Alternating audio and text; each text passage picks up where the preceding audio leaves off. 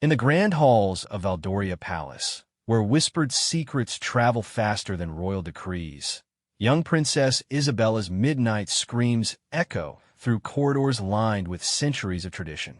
But tonight, the 7-year-old princess isn't crying for her parents, King Alexander or Queen Victoria. Instead, she calls out desperately for Marcus. Marcus, the name of her stepmother's eldest son from a previous marriage. When Prince Edmund, the crown prince, and Isabella's older brother, bursts in her bedroom to comfort his distressed sister, he discovers a truth that will shake the very foundations of their kingdom. What begins as a simple case of childhood nightmares soon unravels into a web of family secrets, political intrigue, and hidden alliances that threaten to tear apart not just the royal family, but the entire realm of Valdoria. The autumn rain pelted against the tall windows of Valdoria Palace as Prince Edmund made his way through the dimly lit corridor toward the royal quarters. At 26, the crown prince carried himself with the dignity befitting his station, though tonight his usual composed demeanor was strained by exhaustion. He had just returned from a grueling 3-day diplomatic mission to the neighboring kingdom of Astoria, where tensions over trade agreements had reached a boiling point. The palace, usually alive with the bustling activities of courtiers and servants even at this late hour, seemed unusually quiet.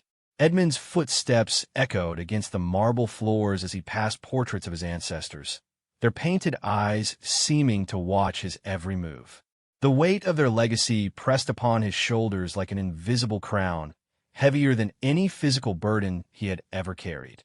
As he approached the wing where the royal family's private chambers were located, a piercing scream shattered the silence. Edmund's blood ran cold as he recognized the voice of his 7-year-old half-sister, Princess Isabella. Without hesitation, he broke into a run, his diplomatic robes billowing behind him as he raced toward the sound. Princess Isabella had been the light of the palace since her birth, a beautiful child with golden curls and bright blue eyes that sparkled with mischief and intelligence. She was the daughter of King Alexander's second marriage to Queen Victoria, a union that had brought much-needed stability to Valdoria after years of political turmoil following the death of Edmund's mother, the beloved Queen Catherine. The screaming grew louder and more desperate as Edmund reached Isabella's chambers. He could hear movement inside, the sound of furniture being knocked over, and what sounded like several people trying to calm the distressed child. Without bothering to knock, Edmund burst through the ornate doors of his sister's bedroom. The scene that greeted him was one of complete chaos. Princess Isabella stood on her bed, her small fists clenched at her sides, tears streaming down her flushed cheeks. Her usually pristine nightgown was wrinkled and damp with perspiration, and her golden hair was disheveled from tossing and turning. Around her, 3 palace servants fluttered helplessly, unsure of how to calm the hysterical child. "Marcus! I want Marcus!" Isabella screamed at the top of her lungs, her voice hoarse from what must have been hours of crying. "Where is Marcus? Why won't he come?" Edmund felt his stomach clench at the mention of that name. Marcus Whitmore was Queen Victoria's 24-year-old son from her previous marriage to Lord Charles Whitmore, a wealthy nobleman who had died in a hunting accident 5 years ago. When King Alexander had married Victoria 3 years later, Marcus had become part of the royal household, though he maintained his original surname and held no official royal title. The relationship between Edmund and Marcus had always been complicated. While they were close in age and shared similar interests in military strategy and statecraft, there was an underlying tension between them that everyone in the palace could sense, but no one dared to address openly. Marcus was intelligent, charismatic, and possessed a natural leadership quality that made people gravitate toward him. More troubling for Edmund was the fact that Marcus seemed to understand the common people in a way that Edmund, despite his best efforts, never quite could. "Your Highness," one of the servants, an elderly woman named Mrs. Pemberton who had served the royal family for over 30 years, rushed toward Edmund with obvious relief. "We've been trying to calm the princess for over an hour, but she keeps calling for Master Marcus. We sent word to his chambers, but he's not in the palace." He left yesterday morning for his estate in the countryside. Edmund moved toward his sister's bed, his heart aching at the sight of her distress. Despite the complex family dynamics, he genuinely loved Isabella and had always felt protective of her. She was innocent of the political undercurrents that swirled around the palace, and he hated to see her suffering. "Isabella, sweetheart," Edmund said softly, climbing onto the bed and reaching out to her. "I'm here now. Your big brother is here." For a moment, Isabella's sobs quieted, and she looked at Edmund with her tear-filled blue eyes. But instead of finding comfort in his presence, she seemed to become even more agitated. "I don't want you," she cried, pulling away from his outstretched arms. "I want Marcus. He promised he would always be here when I had bad dreams. He promised." The words hit Edmund like a physical blow. He had always assumed that his relationship with Isabella was the strongest in their complex family structure. He was, after all, her blood relative, her older brother who had held her when she was a baby and taught her to ride her first pony. But hearing her desperate cries for Marcus made him realize that perhaps he had been blind to the true dynamics of their household. Mrs. Pemberton wrung her hands nervously as she approached the bed. "Your Highness, the princess has been having nightmares for the past 3 nights. Always the same dream, according to her. She says she sees shadows in the palace corridors, and that someone is coming to take her away from her family. Master Marcus has been the only one able to comfort her during these episodes." Edmund felt a chill run down his spine that had nothing to do with the autumn air seeping through the windows. "What kind of shadows?" he asked, trying to keep his voice calm despite the growing alarm he felt. Isabella's sobbing intensified. "Big, dark shadows that move like people but have no faces," she said between hiccups. "They walk through the walls and whisper things I can't understand. And there's a man, a scary man with cold eyes, who says he's going to take me away to a place where no one will ever find me." The servants exchanged worried glances. In a kingdom where political intrigue was as common as morning tea, dreams and omens were often taken more seriously than in other places. The royal family of Valdoria had a long history of what some called prophetic dreams, though others dismissed them as mere superstition. Edmund's mind raced as he processed this information. Could Isabella's nightmares be connected to the recent tensions he had encountered during his diplomatic mission? The Kingdom of Astoria had made several veiled threats regarding Valdoria's youngest princess, suggesting that she might be a valuable bargaining chip in future negotiations. At the time, Edmund had dismissed these comments as typical diplomatic posturing, but now he wondered if there was more substance to them than he had initially believed. "Isabella," Edmund said gently, pulling his sister into his arms despite her initial resistance. "Can you tell me more about this scary man in your dreams? What did he look like?" The little princess sniffled and wiped her nose on her sleeve, a gesture that would have horrified her etiquette tutors, but seemed perfectly natural in the current circumstances. "He was tall, taller than Papa, and he wore dark clothes like the men who come to visit Papa in his study. But his eyes were different. They were like ice, and when he looked at me, I felt cold all over." Edmund's blood ran even colder.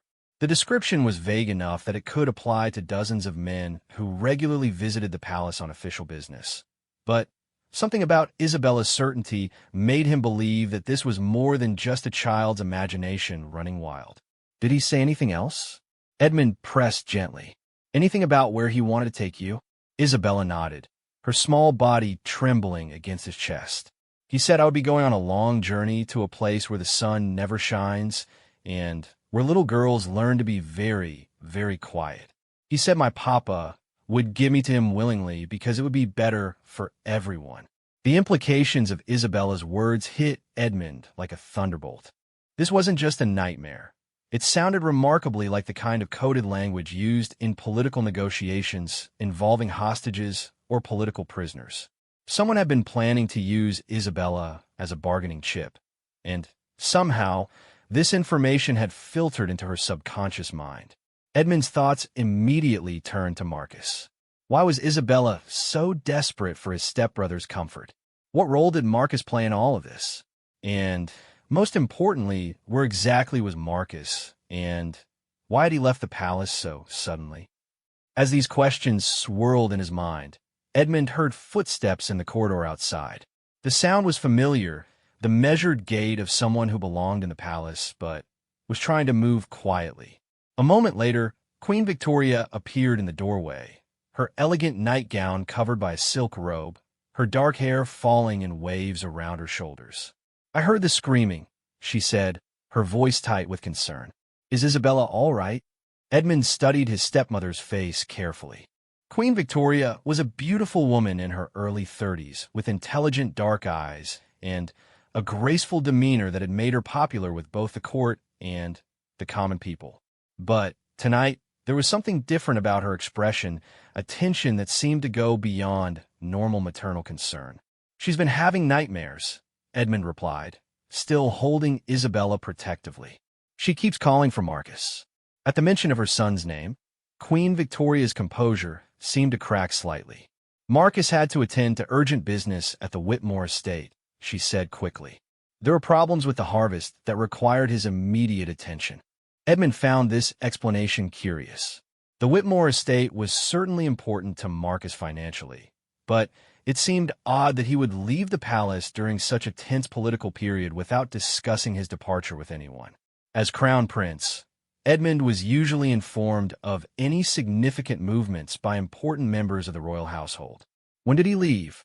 Edmund asked, trying to keep his tone casual. "Yesterday morning, just before dawn," Queen Victoria replied, moving closer to the bed. "He said he would return within a week, depending on how serious the problems were." Isabella's head shot up at the mention of Marcus's timeline. "A week," she wailed. "But he promised he would never leave me alone when I was scared. He promised." Queen Victoria's face went pale. "Isabella, darling, you know Marcus cares about you very much, but sometimes adults have responsibilities that take them away from the people they love." "But he promised," Isabella insisted, her voice rising again. "He said that if anyone ever tried to hurt me or take me away, he would always be here to protect me. He said he would never let anyone separate our family." Edmund felt his pulse quicken. There was something about Isabella's words that suggested Marcus knew more about potential threats to the royal family than he had let on. Had Marcus received some kind of warning about danger to Isabella? Is that why he had made such specific promises to her? "Isabella," Edmund said carefully, "when did Marcus make these promises to you?" The little princess thought for a moment, her tears finally beginning to slow. "3 days ago, right before bedtime. He came to my room and sat with me while Nanny read me stories. After she left, he told me that he had to go away for a little while, but that I shouldn't worry because he would make sure I was always safe." Edmund and Queen Victoria exchanged a meaningful look. 3 days ago was exactly when Edmund had left for his diplomatic mission to Astoria. It was also when the palace had received several mysterious visitors who had met privately with King Alexander in his study. "Did Marcus say anything else?" Edmund asked gently. Isabella nodded. "He gave me this." She reached under her pillow and pulled out a small silver locket that Edmund had never seen before. It was beautifully crafted, with intricate engravings that looked like they might be some kind of family crest or symbol. Queen Victoria gasped when she saw the locket, her hand flying to her throat. "Where did Marcus get that?" she whispered. Isabella looked confused by her mother's reaction. "He said it belonged to his papa, and that it would keep me safe while he was away. He told me to wear it always, and never let anyone take it from me." Edmund examined the locket more closely. The engravings were indeed a family crest, but not one he recognized. The design included a wolf's head surrounded by what looked like oak leaves, with a crown above it all. Below the crest were words in what appeared to be Latin, though the script was too small for him to make out clearly. "Victoria," Edmund said quietly, "do you recognize this symbol?" The Queen's face had gone completely white. "It's the Whitmore family crest," she said in barely more than a whisper. "But that particular locket, Charles told me it had been lost years ago, before Marcus was born. He said it contained something important, something that could protect the bearer in times of great danger." Edmund felt pieces of a puzzle beginning to fall into place, though the complete picture was still unclear. What kind of protection? Queen Victoria shook her head. Charles never told me the details. He said it was better if I didn't know, for my own safety. But he mentioned once that it had been in his family for generations, and that it had saved the lives of several of his ancestors during times of political upheaval. The implications of this revelation were staggering. If Marcus had given Isabella a family heirloom that was specifically designed to provide protection during dangerous times, it suggested that he had knowledge of a specific threat to her safety. But why hadn't he shared this information with Edmund or King Alexander? Edmund's contemplation was interrupted by the sound of rapid footsteps in the corridor. A moment later, Captain Harrison of the Royal Guard appeared in the doorway, his uniform wrinkled and his usually perfect appearance disheveled. "Your Highness," he said, addressing Edmund with obvious urgency. "Forgive the intrusion, but I need to speak with you immediately. There's been a development." Edmund looked down at Isabella, who had finally stopped crying and was clutching the silver locket tightly in her small fist. He then looked at Queen Victoria, whose expression suggested that she might know more about these developments than she was letting on. "What kind of development?" Edmund asked, though he had a sinking feeling that he already knew the answer would change everything. Captain Harrison glanced nervously at Queen Victoria and the servants before responding. "Perhaps we should speak privately, Your Highness." Edmund gently transferred Isabella to her mother's arms and stood up. "Mrs. Pemberton, please prepare some warm milk with honey for the princess, and perhaps some of those lavender biscuits she likes." As the servants bustled about their tasks, Edmund followed Captain Harrison out into the corridor, leaving Queen Victoria alone with Isabella. But as they walked away, Edmund could hear his sister's voice, quiet but clear in the sudden stillness of the room. "Mama, when will Marcus really come back? I can feel that he's in trouble." Edmund stopped walking, his heart pounding. If Isabella's intuition was correct, and if Marcus was indeed in danger, then the nightmares about shadowy figures might be more prophetic than anyone had realized. And if Marcus possessed information about threats to the royal family, his absence could mean that they were all walking blindly into a trap that had been months or even years in the making.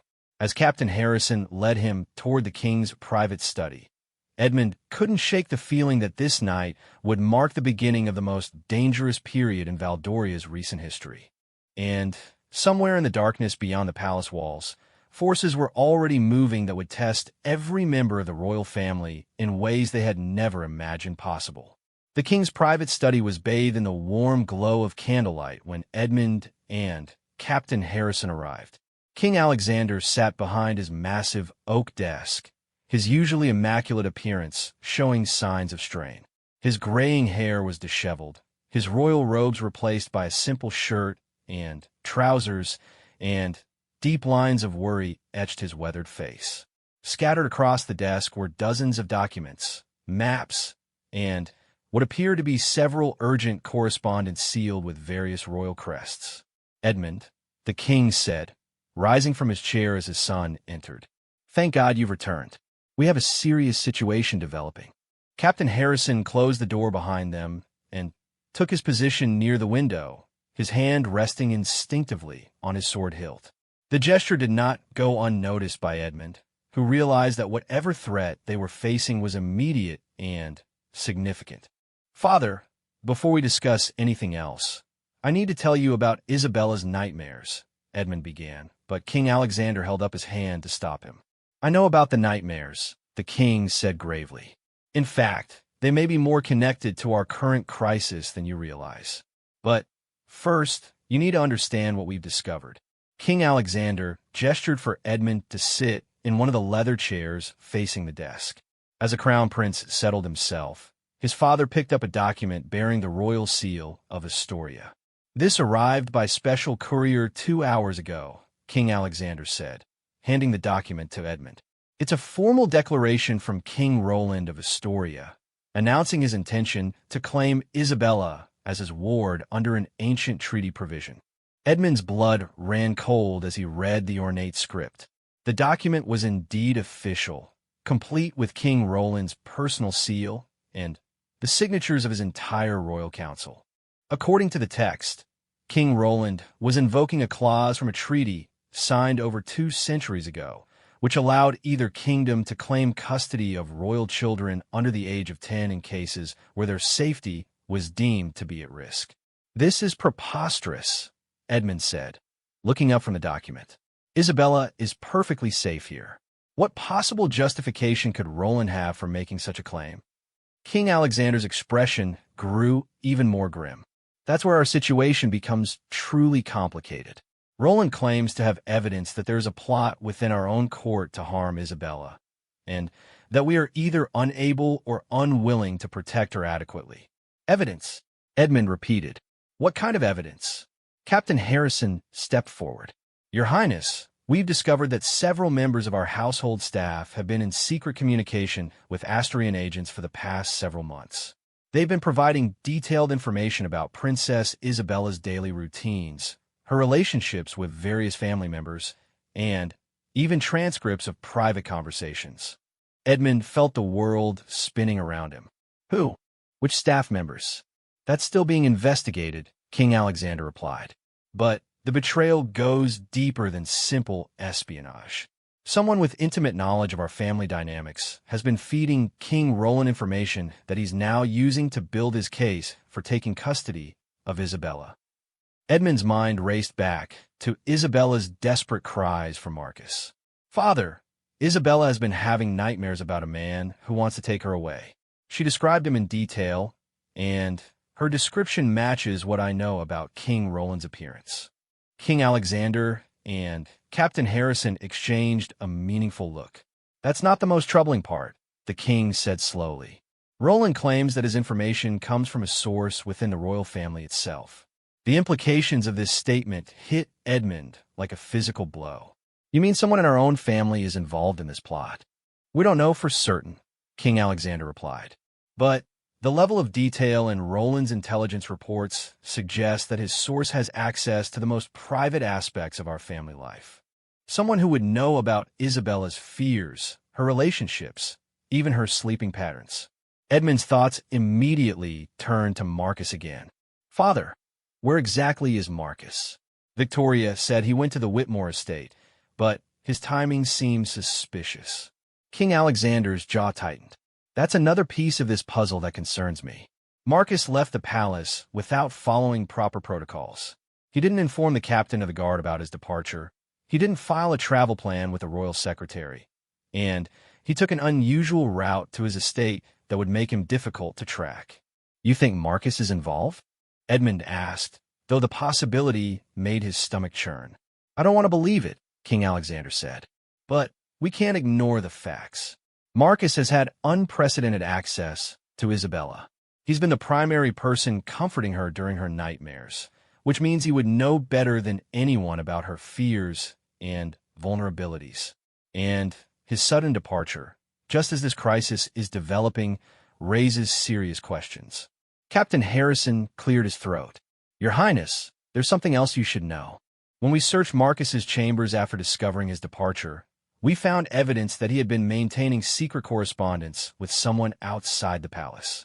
The letters have been burned, but our investigators were able to recover fragments." Edmund leaned forward in his chair. "What did the fragments reveal?"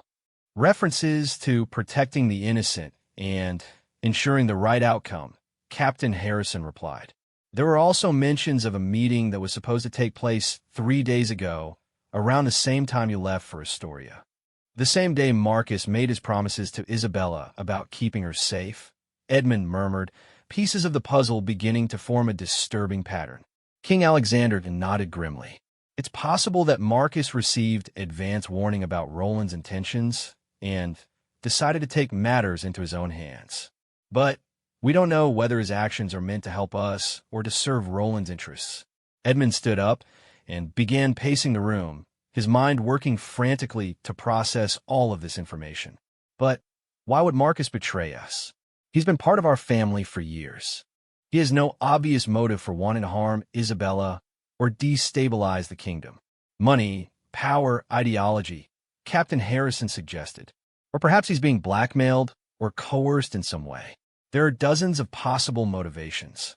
Or, King Alexander added quietly, perhaps Marcus genuinely believes that Isabella would be safer in Astoria than she is here. This possibility was perhaps the most troubling of all. If Marcus had concluded that the royal family of Valdoria was unable to protect Isabella from some threat, his actions might be motivated by genuine concern for her welfare, rather than treachery. "Father," Edmund said, stopping his pacing, "what do we know about the actual security threat to Isabella? Is there any substance to Roland's claims about plots against her?" King Alexander's expression became even more troubled.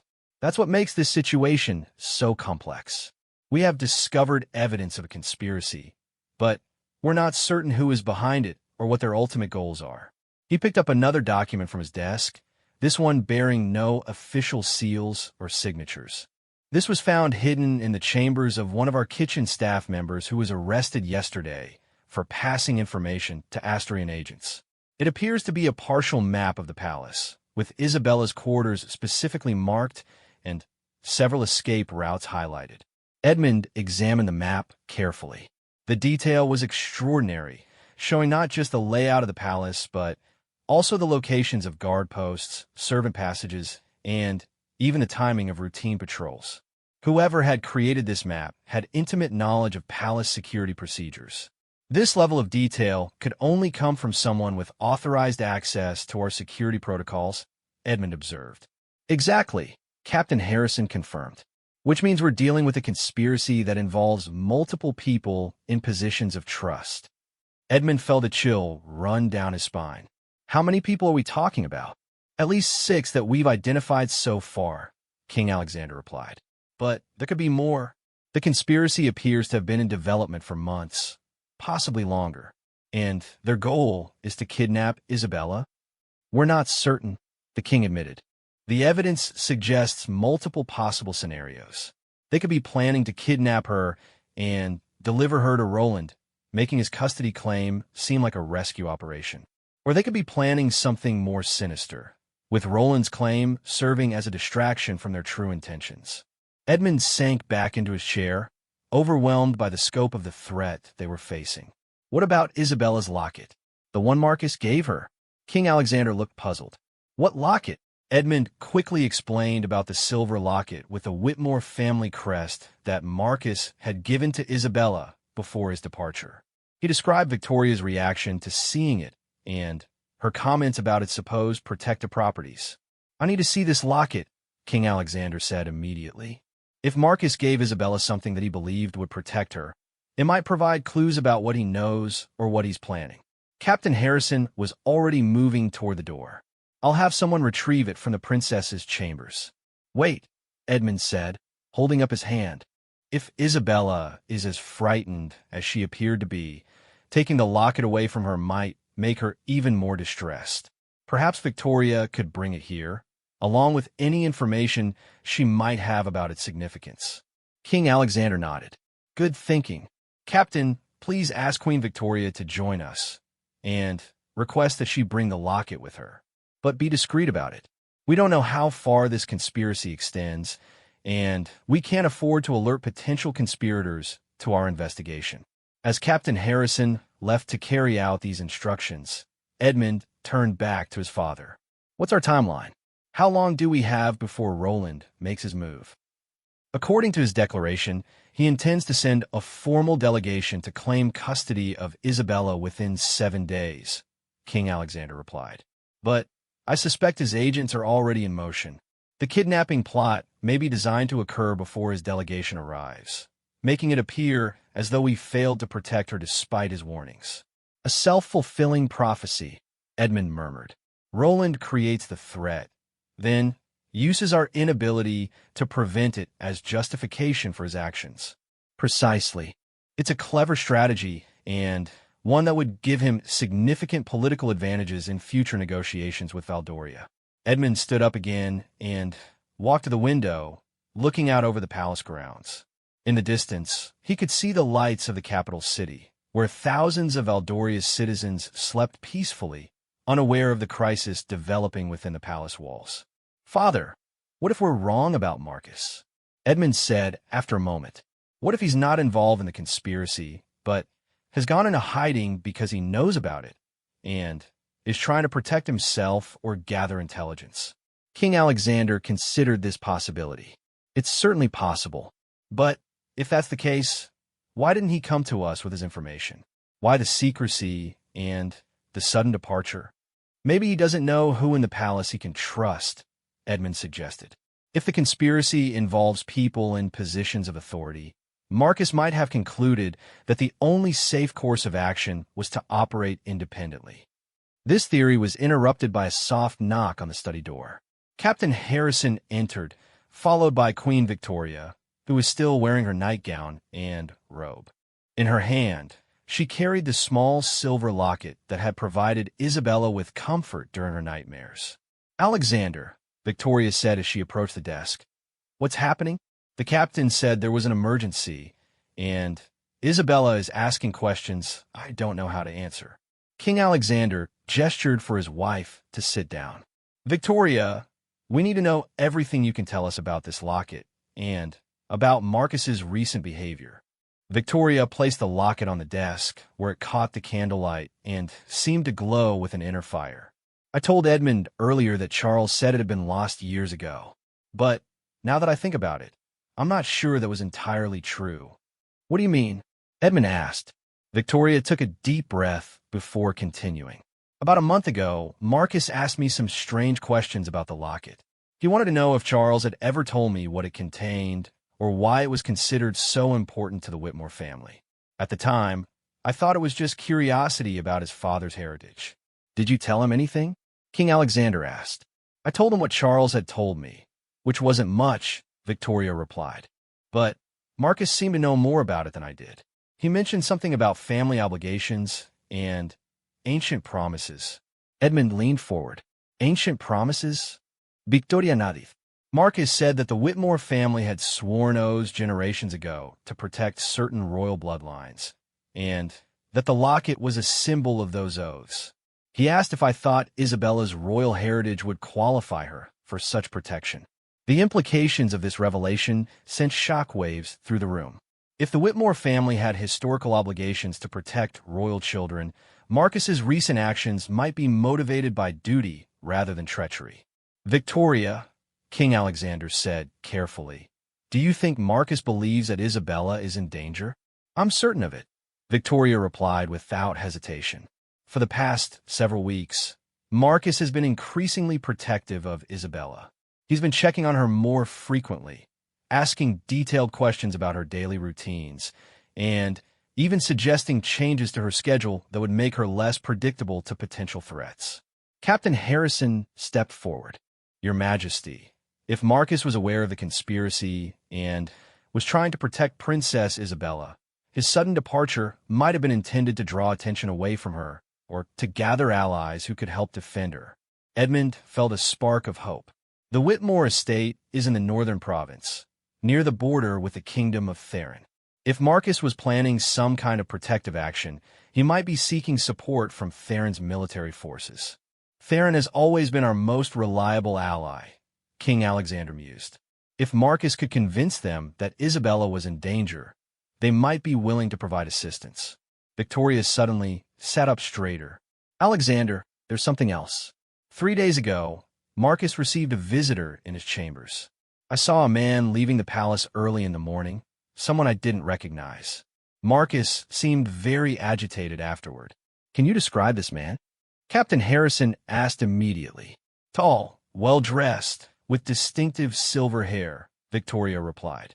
"He wore the kind of clothing that suggested wealth and status, but he wasn't anyone from the usual diplomatic circles." Edmund and his father exchanged a meaningful look. The description didn't match any known Asturian agents or political figures. "Victoria," King Alexander said, "I need you to think very carefully. Did Marcus say anything at all, that might give us a clue about his current location or his plans?" Victoria closed her eyes, concentrating. After a moment, she opened them with a look of sudden realization. "He mentioned something about returning to the beginning," she said.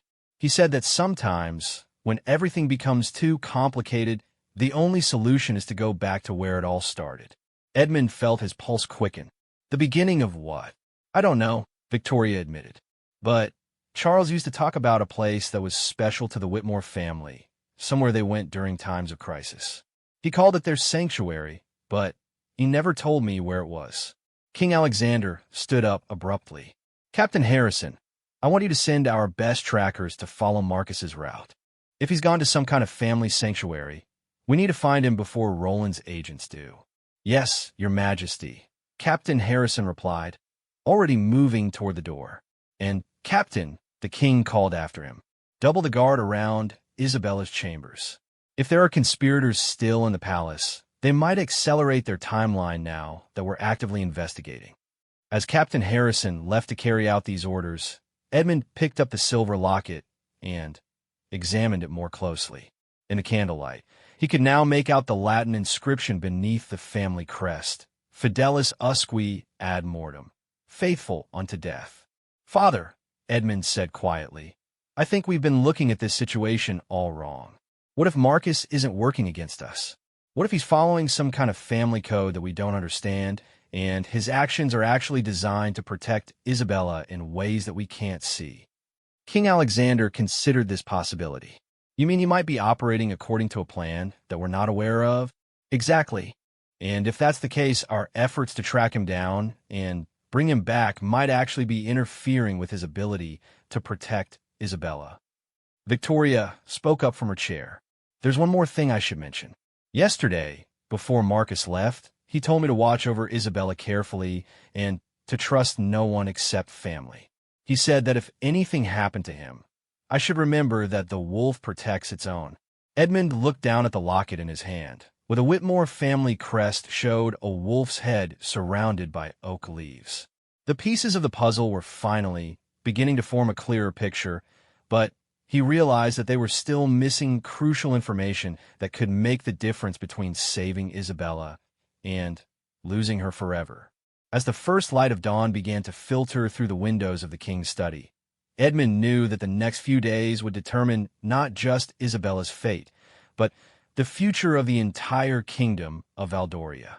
Dawn broke over Valdoria with an ominous gray sky that seemed to mirror the tension within the palace walls. Edmund had not slept, instead spending the night coordinating with Captain Harrison to implement new security measures and investigate the extent of the conspiracy threatening Isabella. As he stood in his chambers, changing from his rumpled clothes into fresh attire suitable for the day's challenges, an urgent knock interrupted his thoughts. Enter, Edmund called, still buttoning his royal jacket. A young page named Thomas burst through the door, his face flushed with exertion and worry. Your Highness, Captain Harrison requests your immediate presence in the courtyard. There's been a development regarding Master Marcus. Edmund's heart raced as he followed Thomas through the palace corridors. The usual morning bustle of servants and courtiers seemed subdued, as if everyone sensed that something momentous was unfolding. When they reached the main courtyard, Edmund found Captain Harrison speaking urgently with a mud-splattered rider who had clearly traveled hard through the night. Your Highness, Captain Harrison said as Edmund approached, this is Sergeant Miller from our northern patrol. He has news about Marcus Whitmore. Sergeant Miller, a weather-beaten man in his 40s who had served the Royal Guard faithfully for over 2 decades, straightened as Edmund approached. Despite his obvious exhaustion, his eyes were alert and focused. Your Highness, Miller began, we tracked Master Marcus's route as you ordered. He did indeed head toward the Whitmore estate, but he never arrived there. Instead, he changed direction about halfway through his journey and headed toward the Thornwood Forest. Edmund felt his stomach clench. Thornwood Forest was a vast, dangerous wilderness that stretched for miles along Valdoria's northern border. It was known for its treacherous terrain, wild animals, and the numerous bandits who used it as a hiding place. Few people ventured into Thornwood voluntarily, and fewer still returned unharmed. Did you follow him into the forest? Edmund asked. We tried, Your Highness, but we lost his trail after about 5 miles. However, we did find evidence that he wasn't traveling alone. Captain Harrison stepped forward. What kind of evidence? Sergeant Miller reached into his saddlebag and withdrew a piece of torn fabric. We found this caught on a thorn bush near where the trail disappeared.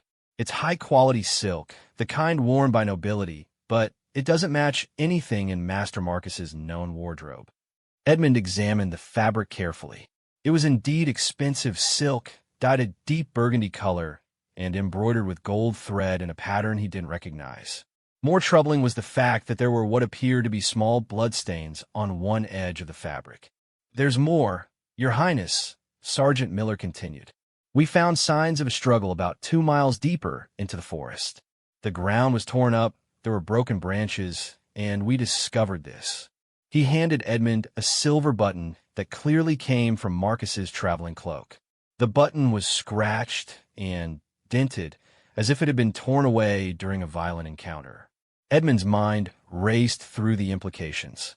If Marcus had been attacked or captured while heading to some kind of sanctuary in Thornwood Forest, it could mean several things. Either he had been betrayed by someone who knew his destination, or he had walked into a trap set by Roland's agents or the palace conspirators. "Sergeant Miller," Edmund said, "I want you to return to the forest with a larger patrol. Take our best trackers and enough supplies for several days. Find Marcus or find out what happened to him." "Yes, Your Highness," Miller replied. "But there's one more thing you should know. While we were investigating the struggle site, we encountered a local woodsman who claimed to have seen something strange 2 nights ago." "What kind of something?" Captain Harrison asked. According to him, he saw a group of armed men escorting someone through the forest toward the old ruins at Raven's Hollow. He said one of the men matched Master Marcus's description, but he couldn't tell if the man was a prisoner or traveling willingly. Edmund felt cold dread settle in his chest. Raven's Hollow was the site of an ancient castle that had been destroyed during a civil war over a century ago. The ruins were supposedly haunted, and most locals avoided the area entirely. If Marcus had been taken there, it suggested that his captors wanted to keep him somewhere remote and frightening, where few people would think to look. "How many armed men?" Edmund asked. "The woodsman said at least 6, possibly more," Sergeant Miller replied. "All well-equipped and moving with military precision." Captain Harrison exchanged a grim look with Edmund. "Your Highness, this suggests we're dealing with a well-organized operation.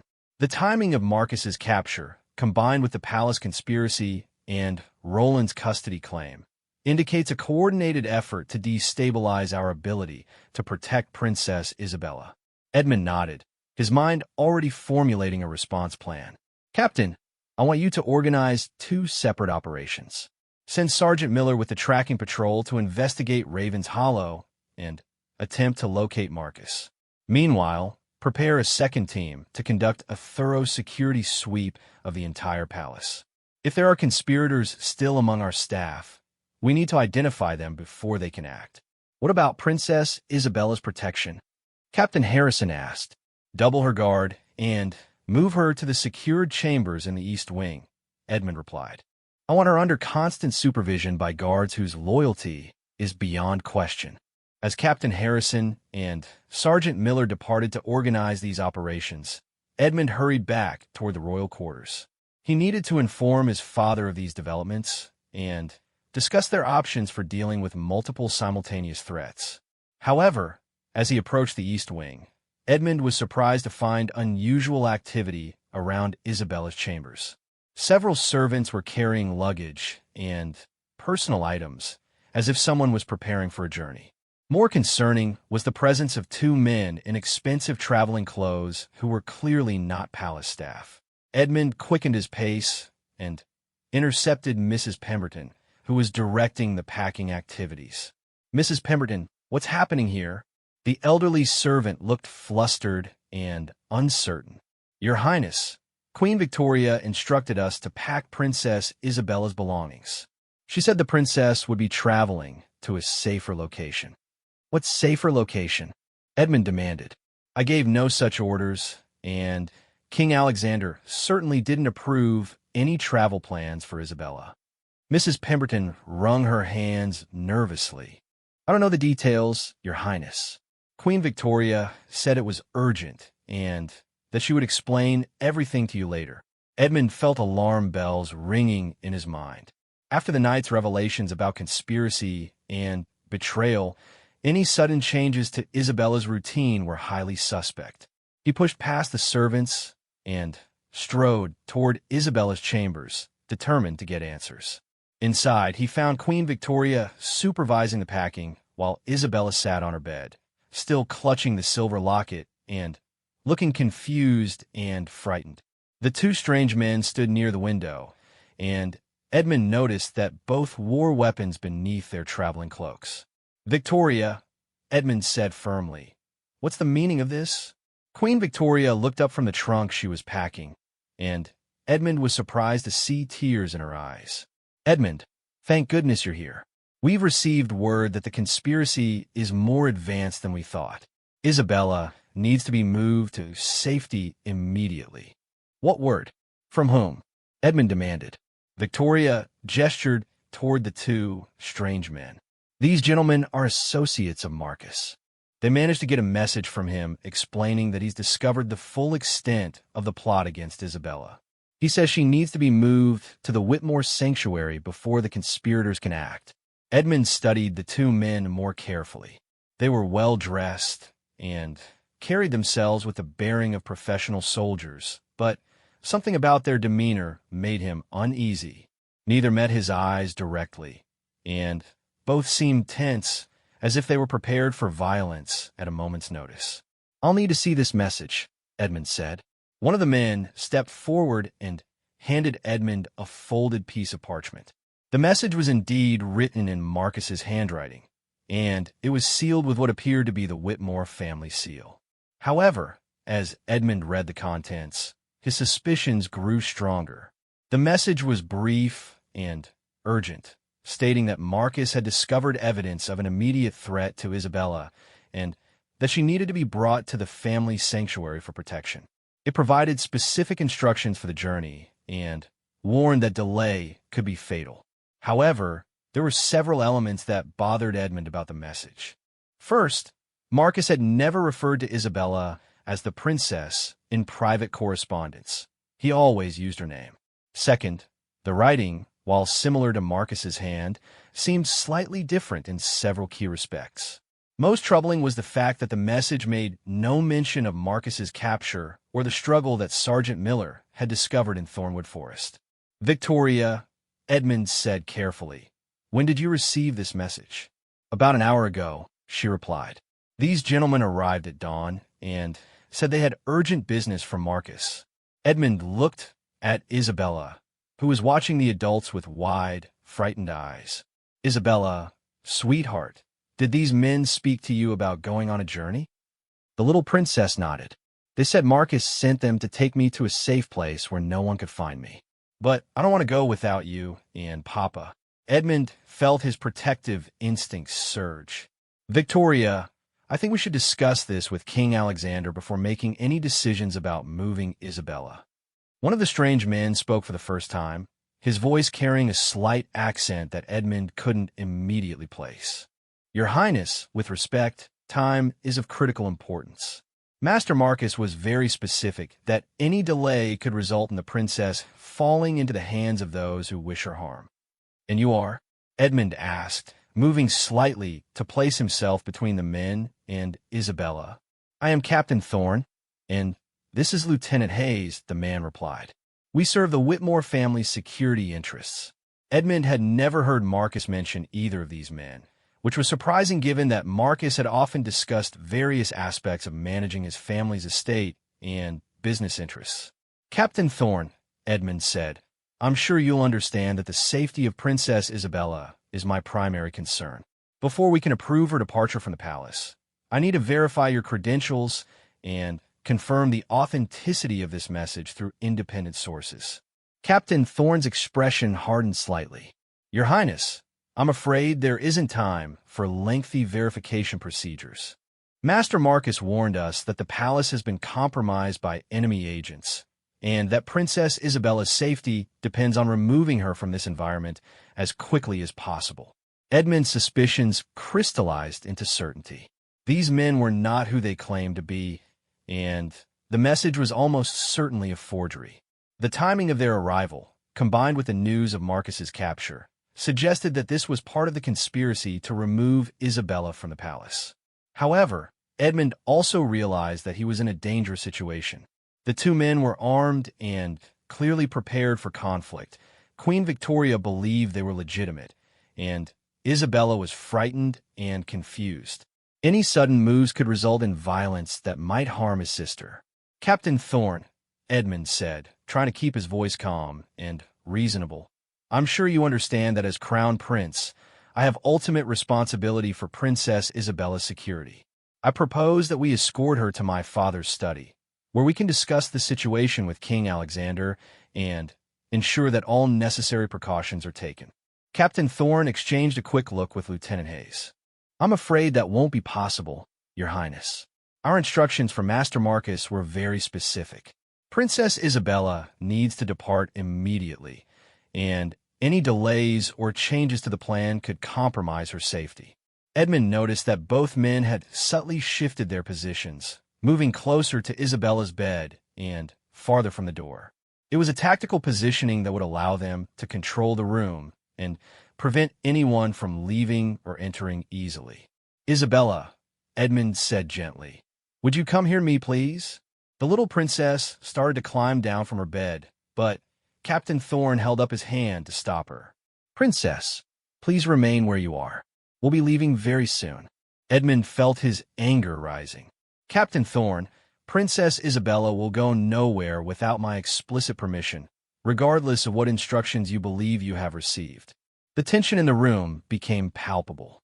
Lieutenant Hayes moved his hand closer to his weapon, while Captain Thorne stepped between Edmund and Isabella. "Your Highness," Thorne said, his voice now carrying an unmistakable threat, "I would strongly advise you not to interfere with our mission." Master Marcus was very clear about the consequences of delay. Edmund realized that the situation was about to escalate into violence. He needed to find a way to protect Isabella and alert the palace guards without triggering a confrontation that could result in his sister being harmed or taken hostage. At that moment, Isabella's small voice cut through the tension. "You're not for Marcus," she said, looking directly at Captain Thorne. "Marcus would never send people who scared me, and he would never make me leave without saying goodbye to Papa and Edmund." Captain Thorne's composure cracked slightly. "Princess, you're just frightened. Once we reach the sanctuary, you'll understand that this was necessary." "No," Isabella said with surprising firmness. "Marcus promised he would always protect me, but he also promised he would never lie to me." "You're lying." Edmund felt a surge of pride in his sister's courage and perceptiveness. Despite her young age, Isabella had recognized that something was wrong about these men and their claims. "Victoria," Edmund said quietly, "I think we need to reconsider this situation." But when he looked toward Queen Victoria, Edmund was shocked to see that she was no longer in the room. In the tension of confronting the strange men, he hadn't noticed her departure. This realization sent new waves of alarm through his mind. Had Victoria left to get help, or had she been part of the deception from the beginning? Captain Thorne seemed to notice Victoria's absence at the same time. "It appears that Her Majesty has wisely decided not to interfere with necessary security measures," he said. "Your Highness, I must insist that you allow us to complete our mission."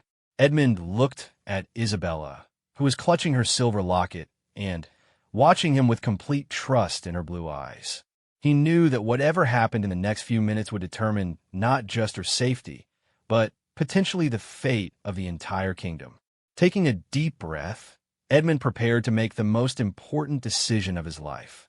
Edmund's military training kicked in as he assessed the tactical situation. Two armed men blocked his access to Isabella. The door was behind him, but probably guarded by additional conspirators, and he had no weapons except his ceremonial sword. Most critically, any violence in the small chamber could result in Isabella being harmed, which was unthinkable. "Gentlemen," Edmund said, forcing his voice to remain calm and diplomatic, "I can see that you believe you're acting in Princess Isabella's best interests. However, as her brother and protector, I must insist on following proper security protocols. Captain Thorne's hand moved more obviously toward his concealed weapon. Your Highness, your protocols are what have allowed this conspiracy to develop. Master Marcus was clear that traditional palace security measures are no longer adequate. Edmund noticed that Isabella had begun to inch slowly toward the edge of her bed, as if preparing to run to him. He gave her an almost imperceptible shake of his head, not wanting her to move into a more dangerous position. Captain Thorne, Edmund said, if you truly serve the Whitmore family, then you know that Marcus values honor and transparency above all else. Surely he would want Princess Isabella to understand why she needs to leave and where she's being taken. This appeal to honor seemed to give Thorne pause. Lieutenant Hayes, however, appeared to be growing more impatient with the delay. Captain, Hayes said quietly, we're behind schedule. The extraction window won't remain open indefinitely. The word extraction sent chills through Edmund's spine. It was military terminology that suggested a planned operation rather than a rescue mission. Combined with Hayes's mention of a time window, it strongly indicated that these men were operating according to a precise schedule coordinated with other elements of the conspiracy. Edmund decided to take a calculated risk. Isabella, he said, speaking directly to his sister, can you tell me what Marcus said about the locket he gave you? Isabella looked down at the silver pendant in her small hands.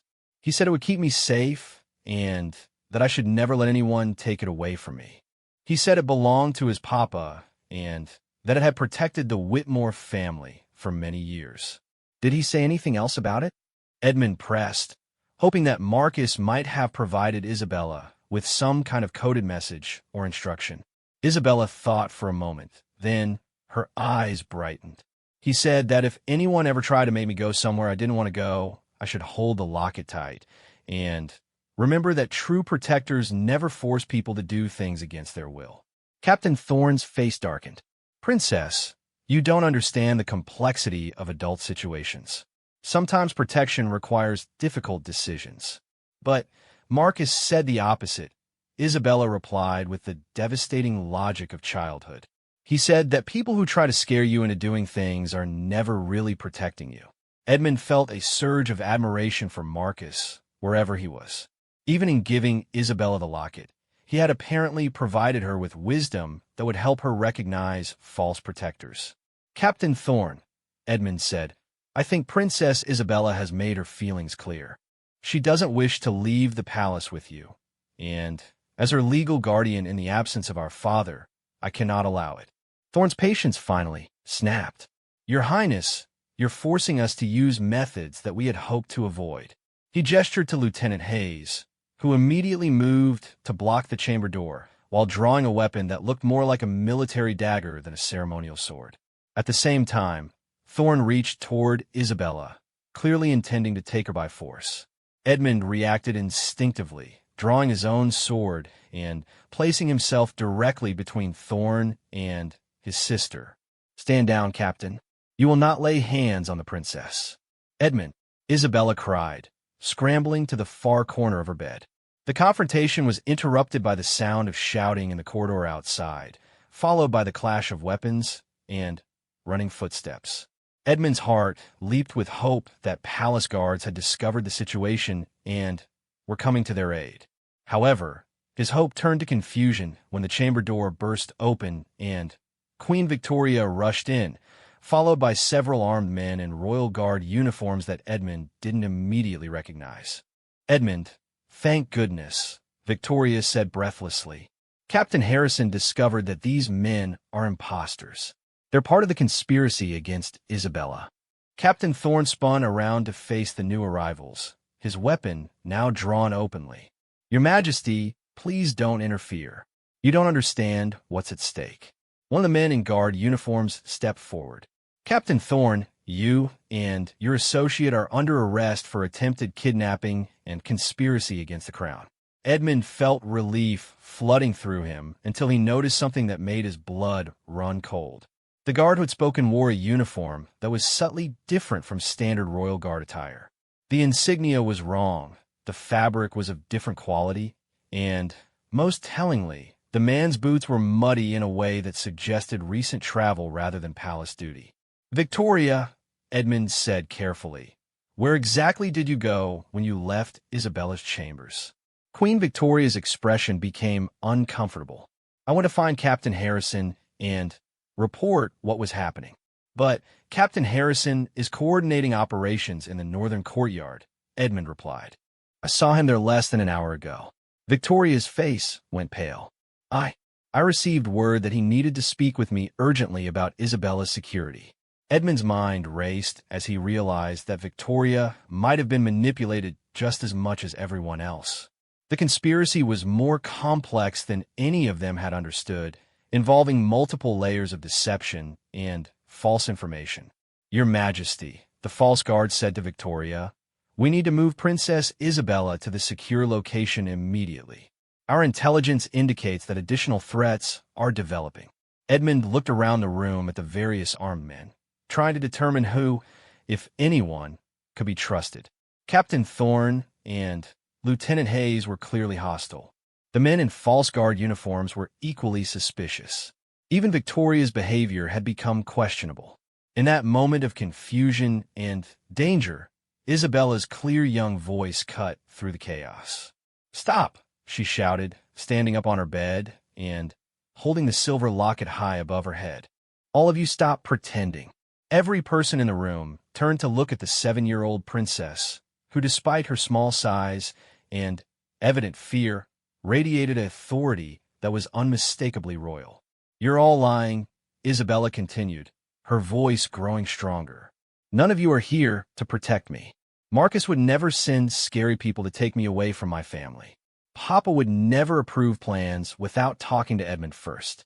And Edmund would never let strangers with weapons into my bedroom." She pointed directly at Captain Thorne. "You're not for Marcus because you don't know that he always calls me Little Star, never Princess." Then she pointed at the false guard. "And you're not really Palace Guard because your uniforms are wrong and you smell like horses instead of the castle." Finally, she looked at Queen Victoria with sad but penetrating eyes. "Mama, I don't know if you're lying too, but you're definitely scared of something, and that's making you make bad choices." Edmund felt his heart breaking and swelling with pride simultaneously. Isabella's perceptiveness had cut through all the deception and manipulation, revealing the truth that none of the adults had been able to see clearly. "Isabella," Edmund said gently, "you're absolutely right. Can you tell me what you think we should do?" Isabella clutched her locket tighter. "We should wait for Papa and Captain Harrison to come here together. The real Captain Harrison, not someone pretending to be him. And we should stay in this room until they arrive because this is my room and it's safe." Captain Thorne made an impatient gesture. "We don't have time for childish games. The extraction must proceed immediately." But even as he spoke, the sound of additional footsteps and voices could be heard approaching in the corridor. These sounds were different from the earlier disturbances, more organized, more numerous, and accompanied by the distinctive clank of official royal guard armor. Edmund moved to the window and looked down into the courtyard below. His heart leaped with genuine relief as he saw King Alexander striding across the palace grounds at the head of a large contingent of royal guards, with Captain Harrison at his side. "Gentlemen," Edmund announced, turning back to the room, "I believe this charade is about to come to an end." Captain Thorne's face contorted with frustration and desperation. "Hayes, initiate contingency protocol." Lieutenant Hayes immediately moved toward Isabella, clearly intending to grab her and use her as a hostage. However, Edmund was ready for this move and intercepted Hayes with his sword, engaging him in close combat in the confined space of the chamber. At the same time, the false guards moved to secure the door, while Captain Thorne reached for Queen Victoria, apparently planning to use her as leverage as well. The chamber erupted into chaos as weapons clashed, and men shouted orders and threats. In the middle of it all, Isabella remained on her bed, holding her locket and watching everything with the strange calm that sometimes comes over people in moments of extreme crisis. Edmund found himself fighting for his life against Lieutenant Hayes, who was clearly a skilled professional soldier.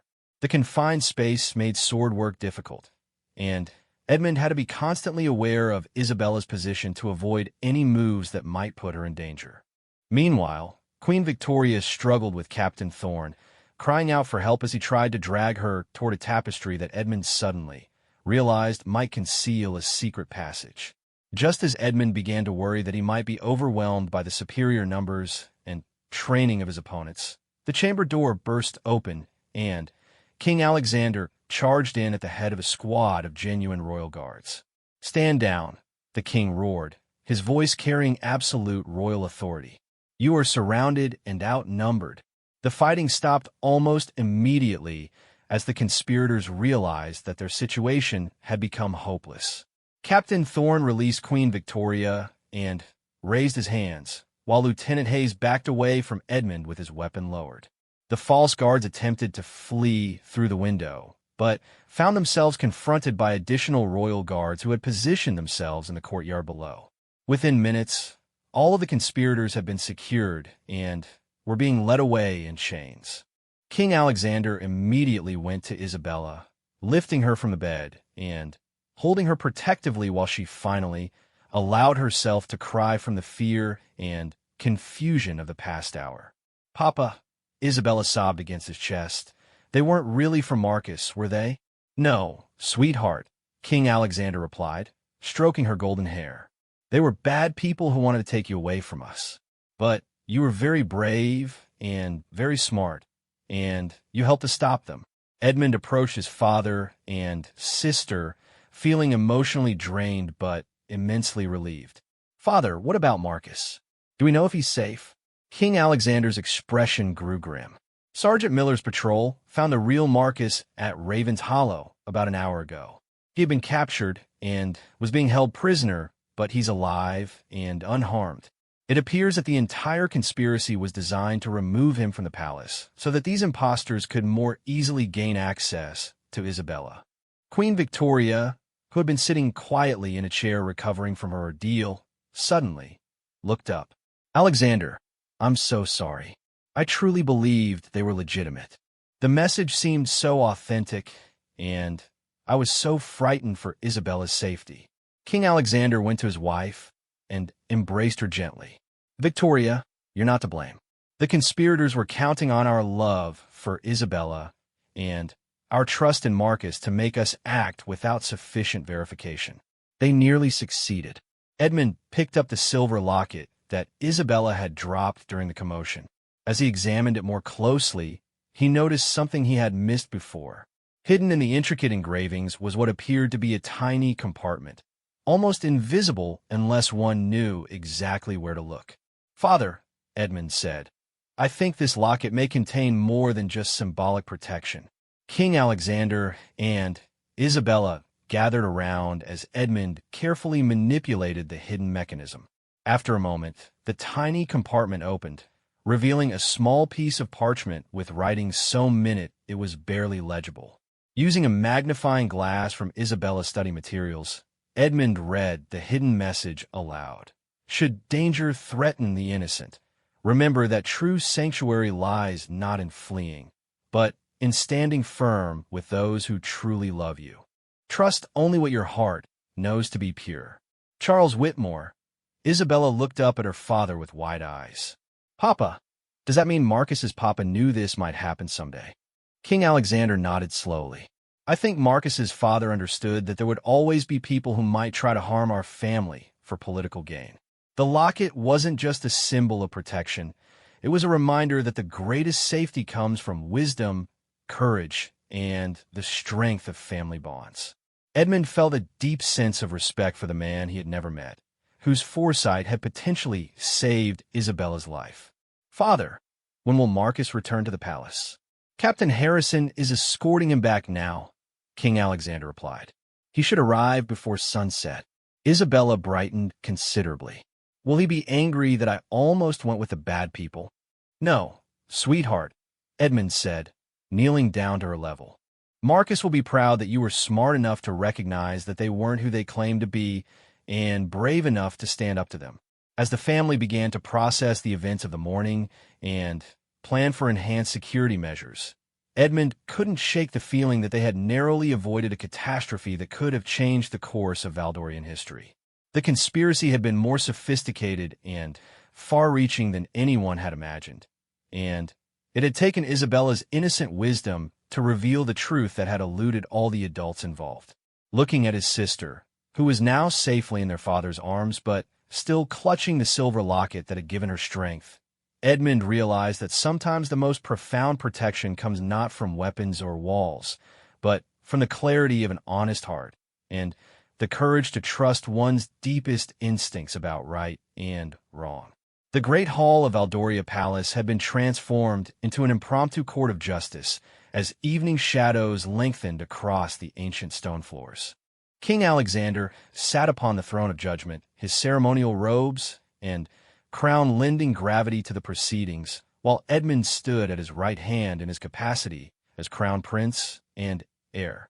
The captured conspirators had been brought before them in chains, their earlier confidence replaced by the grim reality of their failed mission. Captain Thorne, Lieutenant Hayes, and the three men who had posed as palace guards stood in a line before the throne, flanked by genuine royal guards whose loyalty had been verified beyond doubt. Queen Victoria sat in the gallery with Princess Isabella on her lap, the child now calm, but still clutching the silver locket that had played such a crucial role in exposing the deception. Marcus Whitmore had returned to the palace an hour earlier, bearing the marks of his captivity, but otherwise unharmed. He stood with Captain Harrison near the throne, his face a mask of barely controlled anger at those who had not only threatened Isabella, but had used his name and family heritage to do so. "Before we proceed with judgment," King Alexander announced, his voice echoing through the hall, "we will hear testimony from those who uncovered and thwarted this conspiracy." Captain Harrison stepped forward first. "Your Majesty, our investigation has revealed that this plot was far more extensive than initially believed.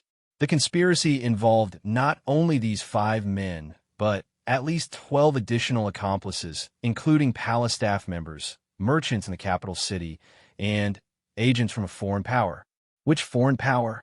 Edmund asked, though he suspected he already knew the answer. "King Roland of Astoria was indeed involved, Your Majesty, but not in the way we initially believed. Our interrogation of the captured agents has revealed that Roland himself was being manipulated by a third party who wanted to destabilize both Valdoria and Astoria." King Alexander leaned forward on his throne. "Explain." Marcus stepped forward to answer.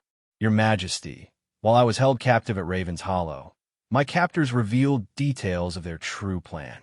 They intended to kidnap Princess Isabella and frame King Roland for the crime, using forged documents and planted evidence.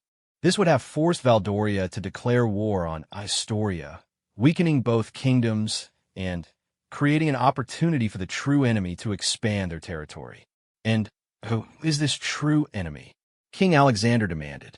Captain Thorne, who had remained silent since his capture, finally spoke.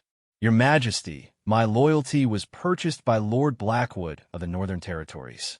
He seeks to claim both Valdoria and Astoria for himself and establish a new empire across the region." Edmund felt his blood run cold. Lord Blackwood was known throughout the region as a ruthless and ambitious nobleman who controlled vast mercenary armies and had been quietly expanding his influence for years. An open war between Valdoria and Astoria would have provided him with the perfect opportunity to present himself as a peacemaker while actually positioning himself to conquer both weakened kingdoms. "How long has this plot been in development?" King Alexander asked. "Over 2 years, Your Majesty," Thorne replied. "Lord Blackwood has been placing agents in courts throughout the region, gathering intelligence, and preparing for the moment when he could trigger a conflict that would serve his purposes." Queen Victoria spoke from the gallery. "Alexander, this means that the threats to Isabella were real, but they came from a completely different source than we believed." King Alexander nodded grimly. "Which raises the question of how we should respond to King Roland's custody claim. given that he may have been acting on false information provided by Blackwood's agents. Marcus stepped forward again. Your Majesty, if I may suggest, this crisis has actually provided us with an opportunity. King Roland's forces and ours have been preparing for potential conflict based on mutual misunderstanding. If we can expose Lord Blackwood's manipulation to Roland, we might be able to form an alliance against the true threat. Edmund considered this suggestion carefully. Father, Marcus may be right. A united Valdoria and Astoria would be far stronger than either kingdom standing alone against Blackwood's ambitions. But first, King Alexander said, we must deal with the immediate threat these conspirators represent. He stood from his throne, and his voice took on the terrible authority of absolute monarchy. Captain Thorne, Lieutenant Hayes, and your associates, you stand accused of treason, conspiracy against the crown, attempted kidnapping of a royal princess, and espionage on behalf of a hostile power. The evidence against you is overwhelming, and your own confessions have sealed your fate. The conspirators stood silently, knowing that their situation was hopeless. However, King Alexander continued, before I pass sentence, there is one more matter to address. He gestured to Captain Harrison, who brought forward a wooden chest that had been recovered from the conspirators' possessions. When opened, it revealed a collection of documents, maps, and correspondence that detailed not only the plot against Isabella, but Lord Blackwood's broader plans for regional conquest. These documents will be sent immediately to King Roland of Astoria, King Alexander announced. If our suspicions are correct, he will discover that his own court has been infiltrated by Blackwood's agents, and that the threats to Princess Isabella were designed to manipulate both our kingdoms into a destructive conflict. Edmund moved to examine the documents more closely. Among them was a detailed plan that showed just how close Lord Blackwood had come to succeeding. If Isabella had been successfully kidnapped, and if the planted evidence had convinced both kingdoms that the other was responsible, the resulting war could have lasted for years and cost thousands of lives. Father, Edmund said quietly, we need to consider the possibility that Blackwood has similar plots in motion against other kingdoms in the region. King Alexander nodded, which is why our response must be swift and decisive. He turned back to the captured conspirators. Captain Thorne, you and your associates will be executed at dawn for treason. Your bodies will be displayed as a warning to any others who might consider betraying the crown. However, your deaths will serve a larger purpose than simple justice. Thorne looked confused. Your Majesty, your executions will be announced publicly throughout the region, along with the full details of Lord Blackwood's conspiracy. This will serve notice to all kingdoms that we have identified the true threat and are prepared to oppose it. Marcus stepped forward. Your Majesty, there's one more element to consider. Among the documents we recovered is evidence that Lord Blackwood has been recruiting mercenary armies from across the continent. His forces may already be larger than our own, which is why we need allies, Edmund said. Father, I propose that I personally carry the evidence of Blackwood's treachery to King Roland. If we can convince him to join us, our combined forces would be more than sufficient to defeat Blackwood's mercenaries. King Alexander considered this proposal for a long moment. It's dangerous, Edmund. You will be traveling directly into a kingdom that has recently threatened to claim your sister. Even with evidence of manipulation, Roland might still see you as a hostage to be taken. The risk is necessary, Edmund replied, and I wouldn't be going alone. I propose that Marcus accompany me, along with a small diplomatic party. The Whitmore family's historical connections to nobility throughout the region could provide valuable credibility to our mission. Marcus nodded his agreement. Your Majesty, I believe this is our best option. The evidence against Blackwood is overwhelming, but it needs to be presented by people Roland can trust to be genuine. Isabella suddenly spoke from her mother's lap. Papa, can I say something? King Alexander smiled at his youngest daughter. Of course, sweetheart. You've shown more wisdom today than many adults. What do you think we should do? Isabella looked around the great hall with the serious expression of someone far older than her 7 years. I think Edmund and Marcus should go talk to the other king, but they should take the locket with them. The locket? Edmund asked. Why? Isabella held up the silver pendant. Marcus's papa put that secret message in here to help protect me. Maybe it could help protect other people too. And if the other king sees it, he'll know that Marcus's family really does care about protecting royal children, not hurting them. The adults in the hall exchanged amazed looks at the child's insight. The locket had indeed become a symbol of protection and wisdom, and its presence in diplomatic negotiations could serve as powerful proof of good intentions. Isabella, King Alexander said, kneeling down to his daughter's level. That's a wonderful idea, but the locket was given to you specifically. Are you willing to let Edmund and Marcus borrow it for their mission? Isabella nodded solemnly. Marcus said true protectors never force people to do things against their will. I want to choose to let them use it to help other people stay safe. She removed the locket from around her neck and handed it to Edmund. But you have to promise to bring it back because it still has more protecting to do. Edmund felt tears prick his eyes as he accepted the locket from his sister. I promise, Isabella. We'll bring it back safely. Marcus knelt down beside Edmund. Little star, you've been braver today than most grown-up soldiers. Your parents should be very proud of you. Isabella smiled for the first time since the morning's crisis. I'm proud of all of us. We figured out the truth, and we stayed together like a real family should. Queen Victoria wiped away tears as she hugged her daughter. Yes, we did, and we always will. King Alexander stood and addressed the assembled court. Let it be recorded that Princess Isabella of Valdoria, though only 7 years of age, has shown wisdom and courage that contributed significantly to the defense of this realm.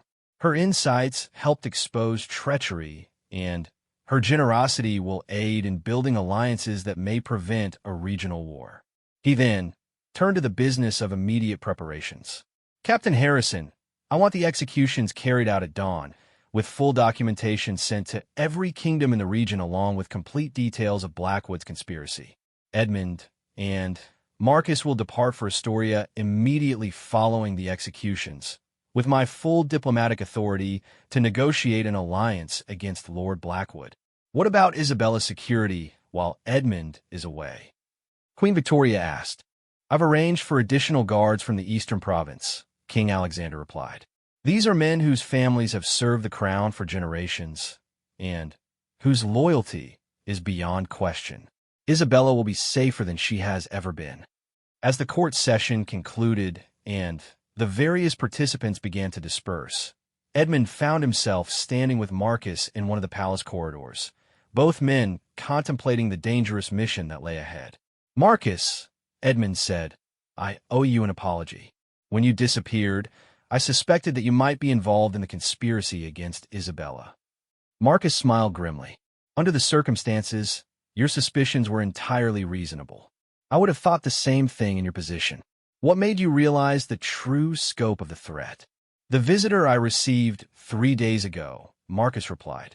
The man Victoria saw leaving the palace was actually a loyal agent of the Whitmore family who had been investigating Lord Blackwood's activities. He warned me that Blackwood's agents were planning to move against Isabella, and that they intended to use my name and reputation to gain access to her. So you left to draw them away for the palace? Marcus nodded. I hoped that if they believed I was fleeing with important information, they would focus on capturing me rather than proceeding with their original plan. I didn't anticipate that they would be bold enough to impersonate my representatives and attempt the kidnapping anyway. Edmund clasped Marcus on the shoulder. Your sacrifice nearly worked, and your father's wisdom, preserved in that locket, ultimately saved Isabella's life. He would be proud to know that his precautions helped protect a royal child, Marcus replied. The Whitmore family has always taken such obligations seriously. And tomorrow, that tradition continues as we attempt to prevent a war. As the two men prepared to return to their chambers for what would likely be their last peaceful night's sleep for some time, Edmund reflected on the events of the day. A crisis that had begun with a child's nightmares had revealed a conspiracy that threatened the stability of multiple kingdoms. The resolution would require courage, diplomacy, and the kind of wisdom that sometimes comes from the most unexpected sources. Looking back toward the royal quarters where Isabella was presumably sleeping peacefully for the first time in days, Edmund realized that his little sister had taught them all a valuable lesson about the power of innocent perception and moral clarity. In a world of adult deception and political manipulation, sometimes the truth could only be seen through the eyes of someone whose heart remained pure. Tomorrow would bring new dangers and challenges, but tonight, the royal family of Aldoria could rest in the knowledge that they had faced a serious threat together and emerged stronger than before. The real test, however, would come in the days ahead as they worked to build the alliances necessary to face Lord Blackwood's much larger ambitions. As Edmund settled into his chambers, he carefully placed Isabella's silver locket on his bedside table, where its engravings caught the candlelight and seemed to glow with the protective power that had already saved one royal child and might yet help save many more. The kingdom of Valdoria slept peacefully that night, but across the region, other kingdoms would soon learn that they too faced a threat that could only be defeated through unity, courage, and the kind of wisdom that transforms individual survival into collective strength.